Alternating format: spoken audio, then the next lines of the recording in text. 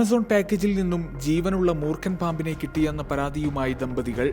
ബംഗളൂരു സ്വദേശികളായ ദമ്പതികൾക്കാണ് ഈ ദുരനുഭവം ഉണ്ടായത്. പാർസൽ ബോക്സ് ഒട്ടിക്കാൻ ഉപയോഗിച്ച ടാപ്പിനുള്ളിൽ കുടുങ്ങിയ നിലയിലായിരുന്നു മൂർഖൻ കിടന്നിരുന്നതെന്ന് ദമ്പതികൾ പറഞ്ഞു.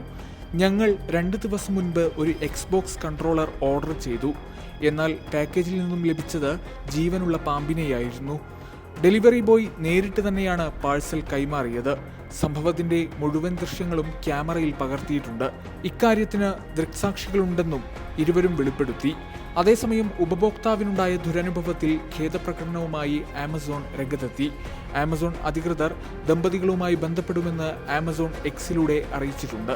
മൂർഖൻ പാമ്പിന്റെ വീഡിയോ വൈറലായതോടെ ആമസോണിനെതിരെ നിരവധി പേരാണ് സമൂഹമാധ്യമങ്ങളിൽ വിമർശനവുമായി രംഗത്തു വരുന്നത്.